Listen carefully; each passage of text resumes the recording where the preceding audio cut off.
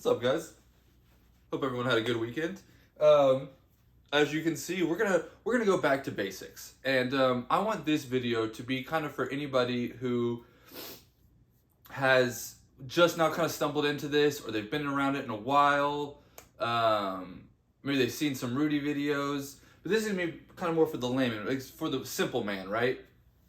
And basically how to get into TCG investing, how to make money on TCGs. TCG investing 101. I probably should just put like making money with TCGs because it's gonna be a little bit of like investing / flipping. So like as you can see here, we kind of have like long term, tendies, and then we're gonna talk about capital.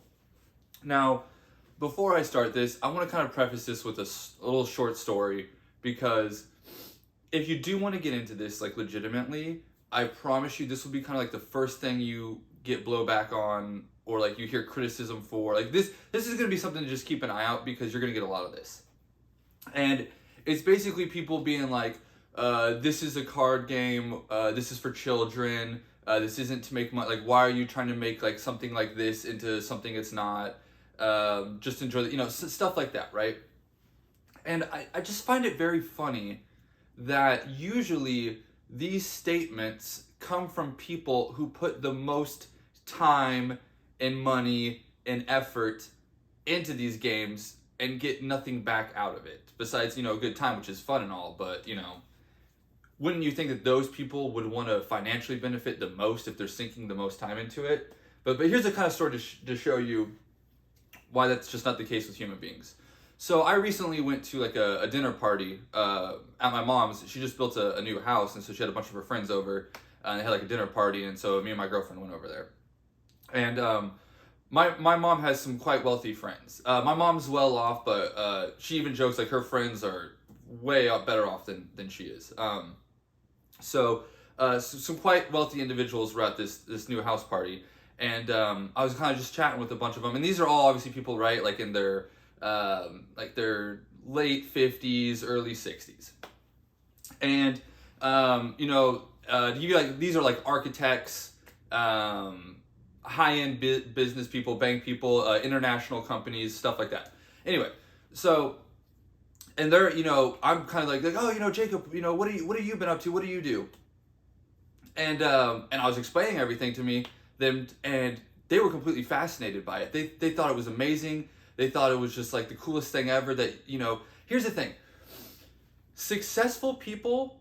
Most successful people you'll find make their money in weird ways. Like some of them are just like engineers, doctors, whatever, but a lot of them make money in very weird ways that like we just wouldn't think about, right? There's middlemans for everything. That's what successful people realize, right? Is that there's money in everything, and successful people will extract the money out of things that they can extract money out of, right?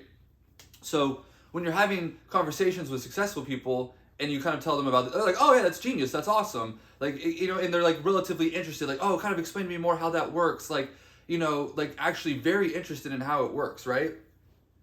But then you go and try and talk to some kid who like lives and breathes Pokemon, and he goes and he works 40 hours a week at some trashy job so that he can then dump his entire paycheck into Pokemon, right? But the second you try and start talking to him about making money, this is a game, bro. You're ruining the whole thing. Da, da, da, da, da. And in reality, it's more probably that he's mad that he's having to work this 40-hour job just to like barely be able to afford these cards and like live in an apartment and all this, and while you're making money off of it, it probably is just upset. Like, I think that's why most people actually get upset when you tell them that you can make money off TCGs, is they're just mad that it loses them money. So they think that you're like the reason they're losing money. So like, I think they just kind of put the blame on you is kind of how that works. That's where like that negativity comes from. So when you do get into this, just get ready for a lot of people to be angry at you, but you'll notice the people who are like, just social experiment. Go do something, like achieve something, like feel something you're like kind of like proud of that you've achieved, and go tell a successful person about it, and then go tell like a not successful person about it, and see which one like congratulates you or gives you better feedback. It's probably gonna be the successful person. because people who are failing don't like to see others succeeding, because it like, well, then why are they failing? If people are succeeding and they're failing, it has to be because that person's cheating, right? Because why would that person failing? It's not because that they're just an idiot, right? Couldn't be that reason. All right. So with that out of the way, trust me, that'll just help you mentally a lot with this. So the first thing I really want to do is kind of there's two categories of kind of, well, two overarching categories. There's a lot more categories, but there's two very broad kind of categories I like to think about when it comes to my money in TCGs, and that's your long term, and then that's your tendies. And what I mean by this is like our long term sealed investments. This is, you know, Pokemon booster boxes, Pokemon booster box cases, some ETBs for specialty sets, but mostly that, right?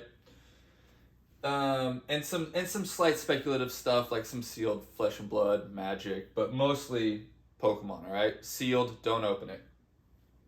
Tendies. Now this is like indie TCGs, new stuff coming out, stuff we can flip, stuff that you're not holding on to, stuff like sorcery, and there is stuff that can kind of, you know, meld in between the two, because I think sorcery is obviously tendies, but I think it could be possibly a good long term. So, but anyway, so there's tendies, and that's stuff that we want to just burn and churn. That's like your flipping, basically, right? So you got your flipping money, and then you've got kind of like your long term money. And I would like, basically, if you had like an Excel spreadsheet, I would kind of keep all your like long term stuff kind of in one bracket on the Excel spreadsheet, and then I would keep all your like flipping stuff on one other side of the bracket. This is also like singles. Speculating on singles, stuff like that. We're going to put that in the tendies category. And again, this is just going to be a very quick basic overview video, and then maybe I'll kind of do a video on each one of these brackets. But main thing to realize is long term is going to be sealed. We don't really speculate on singles. You could on like, I just wouldn't. I personally wouldn't. But if you wanted to like spec on like PSA 10 SIRs for Pokemon, or like serialized cards, but personally, I'm gonna keep the long-term stuff and just sealed Pokemon booster boxes. It's a little bit of Magic sealed, and then a little bit of like Flesh and Blood, but mostly Pokemon. And our attendees, again, there's gonna be like indie TCGs. For example, I recently talked about Altered coming out. We put a little bit of money in that to if it goes up, if it doubles, we'll sell 75% of it, right? And then that's really like, yeah. I mean, there's, for the love of God, this is what I should also put on here. Do not crack Pokemon booster boxes. They're you're never gonna make your money back on those. Which then, doesn't that mean they're Ponzi schemes? If you should just hold them sealed, but you should never open them, and then you should sell them off to somebody who will open them? Yeah, it's all a Ponzi scheme, right? Okay, let's talk about capital. I'll give you kind of a quick idea of how I got into this, and maybe a recommendation I would make to you. But everybody's different, so take this kind of with a grain of salt. I personally, what I did is let you guys know, this was when I was still a manager for Best Buy. So basically, over 3 years, I was just accumulating product online through TCG Player, through anytime I'd go to like a convention and there was deals, I'd buy stuff. Now, keep in mind too, I got very lucky. When I was doing my like 3-year accumulation phase, this was basically like in like 2019. This is basically during the crash. Just like Magic 30 crash, everything was crashing, COVID.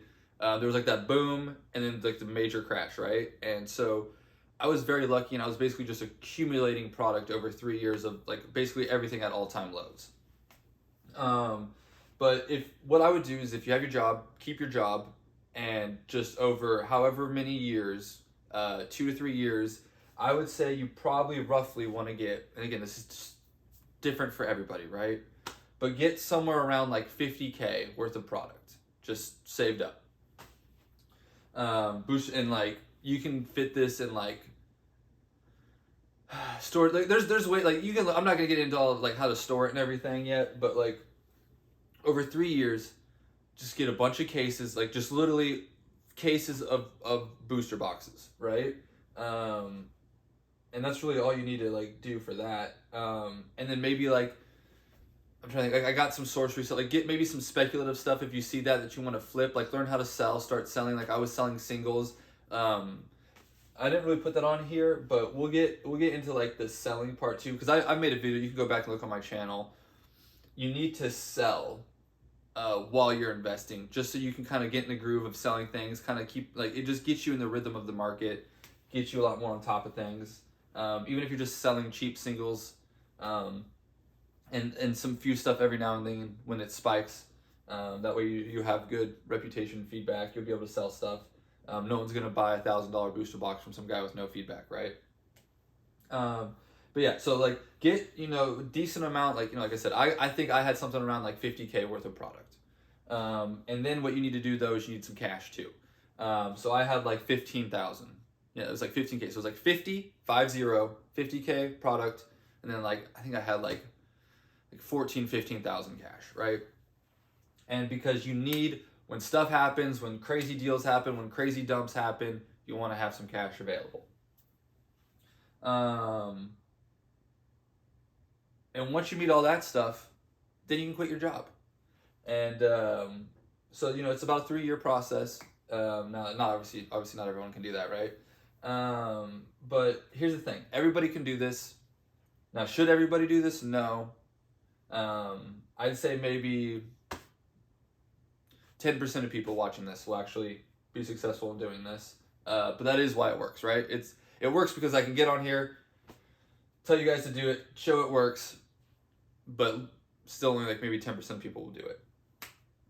So it's a good time, it's a fun time, it's a lot of work. You know me, I'm always up at like 5 a.m. scrolling on the internet, packing stuff, having fun though. Grinding on RuneScape, AFKing. I got my fire cape. Finally, people are gonna say I'm a noob, but hey, I've only got like 10 days played, which is, that's still like, 240 hours, but whatever. Anyway, hey, you can do it. You should do it. I believe in you. Have a good week, guys.